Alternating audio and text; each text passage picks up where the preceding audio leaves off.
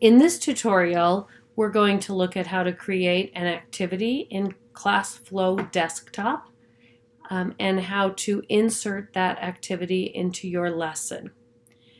ClassFlow Desktop, because it is not necessarily connected to the internet, cannot send activities with actions out to students to do. When you share a screen with a student in ClassFlow Desktop, if they're connected, all they will get is a static image of your screen. So activities need to be completed on the teacher computer. When you go to ClassFlow online at classflow.com, then you will be able to send activities out to students. So just keep that in mind for now. The activity building is the same. So we're going to go ahead and build 2 activities and see how to do that. I'm going to create new. And the first one I'm going to create is going to be, we'll do a categorize lesson. And I have some pictures already stored on my desktop. So we're going to categorize odd numbers and even numbers. And so what I'm going to do is you can either write numbers. I could write as an odd number, I could put 15 in there. I could also do pictures. And on my desktop in this folder called ClassFlow Pictures, I've taken some quick shots of dice. So these are odd numbers. So I'm going to go ahead and insert the 5. I will insert the 1 because that's next. And I'll insert the 3.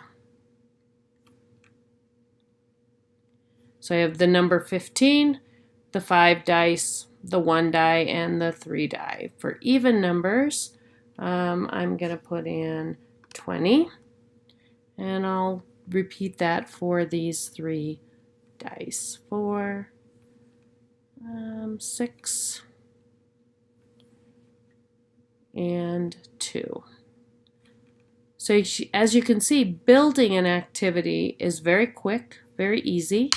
I can pick a background that I want. Maybe we want it green, change the image in the background, and then I can go ahead and save it. And I'll call it a number sort. And I'm going to save this on my desktop. So that's the first activity that I'm building. The second activity, I'm going to show you how to get to some of those screenshots that you did before. So I'm going to build a second activity, and that second activity we could do either a crossword puzzle. Look at all these different activities you can do. I would encourage you to get in there and play around with them. Let's do, we can do a matching activity where we're going to match the word in a different verb tense to the picture. So maybe we pick cooking, and we're going to match it up with the word cook. And we'll add a picture in a minute. We're going to add voting, and we're going to match it up with vote. We could also have definitions in here. Whatever things you're working on, whether it be vocabulary, pictures.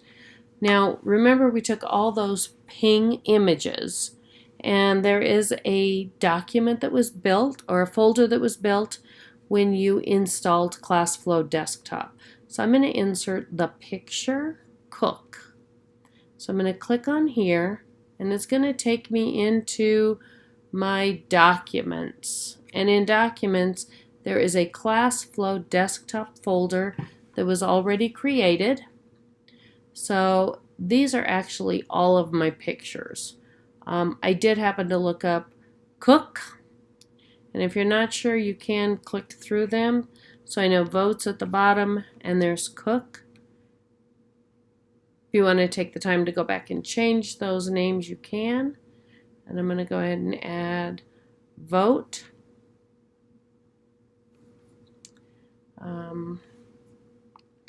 jogging, and we can go ahead and add, oops, you can look through them. There's jog and open. So now I have an image with the other verb tense, the ing, and I can change the background, and this would be a matching activity. So I'm going to save this as verb tense match, and I'm also going to save that onto my desktop. So now I have two different activities. So I'm going to play one really quick for you so that you can just see what that looks like. Okay, so now we're going to go ahead and we'll just play a couple of activities so you can see what they look like. I can click it from here and it will open up that activity. And right now it always opens in edit mode or build mode, and I can play it. Gives me instructions. Let's play. And we can drag odd numbers down, even numbers into the right place. And if I put them in the wrong place, they will bounce back.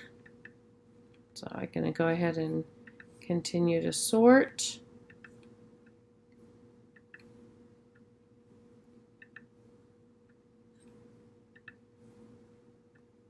When you're done, the timer stops. Students could play again. You could play it again. If I click it, it'll reset it. And so that would be how you would do the categorizing. Let's go look at a different one. I did a warm timeline one, so you can build a timeline. And I can play that. Not terribly exciting. We have 3 ways that wars ended. The end of the Revolutionary War, surrender at Appomattox, oops, nope, Paris Peace Treaty, Civil War, and World War II. Gives me a time that I finished. I can play again. I can exit. And let's look at one other, which was the matching game.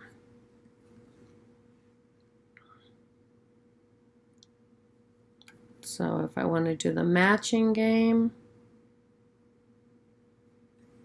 I have cooking, cook, voting, vote, jogging, jog. Okay, well it didn't do a very good job mixing them up, but that's all right.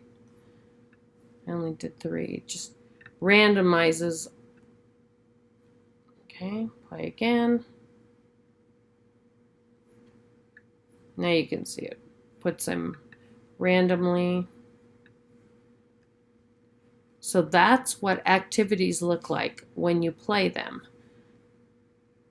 And the nice thing about activities is they live outside of the lessons or inside the lessons.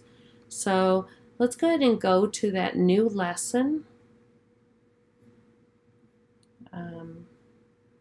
We're going to start that new lesson with verbs. You can see we did the cook, sing, cooking. Now, if I want a matching activity either in the middle or at the end of it, I can insert that so it'll show up as I do the lesson. And so this was our reading. What I need to do is add a card, and that's going to go at the bottom. Always goes after wherever you're at.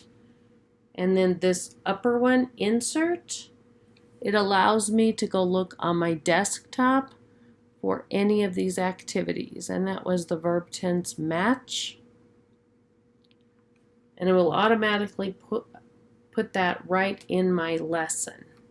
So I can save that as part of the lesson. It's still separate, so students can do it on their own at the board, or you can do it as part of your lesson. So when I play the whole lesson preview, and go back to the beginning. Click through my lesson, do my rating, and then when I play the activity, it will show up, and it will be random every time. So that is how you create a lesson or an activity and then insert it into a lesson.